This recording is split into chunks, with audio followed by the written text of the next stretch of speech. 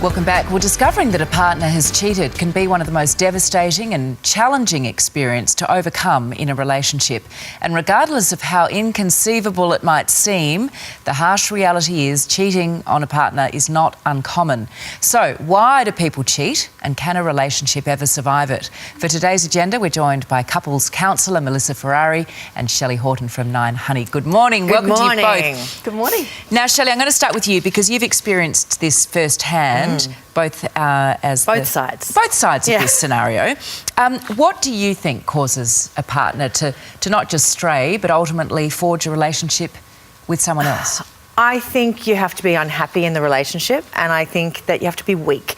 And for me, what happened the first time that someone cheated on me, I had been seeing this guy for 6 months, and my best friend had been seeing him for 3 months behind my back. So not only did my relationship break up, but I lost my best friend as well. So that was probably more painful than losing the guy. I was happy to kick him to the curb, but I have never spoken to her, and that was more than 25 years ago. Wow. Yeah, and over. How did that come to light? She admitted it. And I said I was pleased that she told me to my face, but then I never wanted to see her face again. Did they continue on as a couple? They did for a while, but it didn't last. So yeah, I think feel? it's really, I felt like an idiot. I felt embarrassed. I felt like a fool. I found out that a lot of my friends knew and hadn't told me, and so I was angry at them, and I understand they were put in a really difficult position. But I feel so strongly about cheating now that if I find out that someone's cheating, I will expose them. And you've been very open about this. Talk to us about being the culprit of cheating. Yeah, so this is something that is not very comfortable to talk about. No one wants to be labelled a cheater. Nobody wants to be a bad mum. It's one of those things that everyone sweeps under the table. But I really think that it's time for us to be a bit more authentic. If we look at the statistics on cheating, there have to be other people doing it. And in my situation, I justified it saying I was single and he was in a relationship, so therefore it was okay. And now I want to go back to younger me and shake me and just go, you are letting the sisterhood down. This is not okay. And what I have learnt from it is no one wins. It's cruel to you, it's cruel to him, it's cruel to his partner. It is a horrible situation, and I wish more people would speak openly about it when I was younger so I could hear someone saying this. Just don't do it. No one wins. It's really gutsy to talk about it's it, Shelley. It's not very nice to talk about. I don't like it. Well, it's done. It's done. You've revealed it. Yeah. Melissa, let's then just talk about the definition of cheating. I mean, is that situation where Shelley was actually single at the time any different to had she have been in a relationship? Well, I think she was single and she had an affair with someone that was married, so that is technically an infidelity. But I think what's important is that checking in on herself, that maybe at that time it might have been okay, but on reflection she's had the ability to go, you know what, I'd go back to my younger self and I probably wouldn't do that again. And that's that real moral compass, which I think's very much internal, and it does need to be developed, and I think it's great that you're sharing your story. Does cheating have to be physical?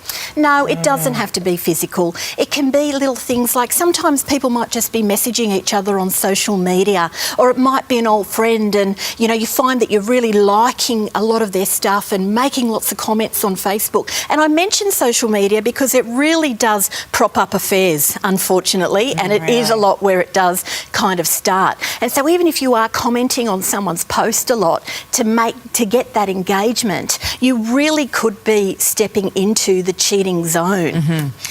Shelley, there was obviously a physical attraction, I'm imagining, with this guy. Yeah. I'm assuming you knew he was married. Yeah. You knew he was hooked up with someone else. Did that make it more thrilling, or did it occur to you that that was wrong? It wasn't like that. It was more like, oh, he must be really unhappy, and so therefore I'm, perfectly okay. And I think the biggest thing with, even with the online cheating and stuff like that, is if you wouldn't put that message in front of your partner, then it is considered an affair. So, I think it's one of those tricky things. For me, it's made things very black and white for me. Very black and white. The reality is it's not always black and white. So the question is, can a relationship survive cheating? And we asked our viewers for their thoughts on this topic. It's been really interesting. Liz says, yes, it can work. It happened to me, and after a good, long, hard look at each other, 8 years later, we're still together, stronger than ever. People make mistakes. And this one from Kelly, no, once a cheat, always a cheat. Why would you want to live the rest of your life fearing they would do it again, which they more than likely do? They don't respect you in the first place. Is that right? Well, Once a cheat, always a cheat? I think what Liz says there, you know, she really brings in the humanness that we all really can make mistakes and that we can be reflective on it. And the biggest thing is that where couples in my practice I find can move through is really if there is remorse and regret. And that's got to be very much there between the couple on the person that has betrayed the other. They need to be able to tolerate all the feelings that the other person is going to have, which does take a strong person, but it does take time to be able to work through all of that.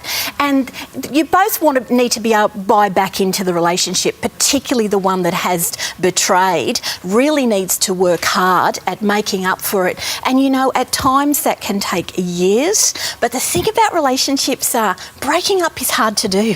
And the investment that people have in a relationship, particularly if there are children, I think just to say, you know, we're done and I'm moving on and that's the end of it, I think that doesn't really consider us as humans, that, you know, when we bond and we do that ferociously and the brain, even that primitive brain engages us in that. And so when that bond is made, it's really hard for people to move on. We are complicated beings, aren't we? We are. We're absolutely out of time. I'm so sorry. I would love to have kept going, but we're out of time. I'm getting the wine. Thank you for being so candid. You're welcome. Really appreciate it, and great advice as always, Melissa. Thank you. Back to you, Carl.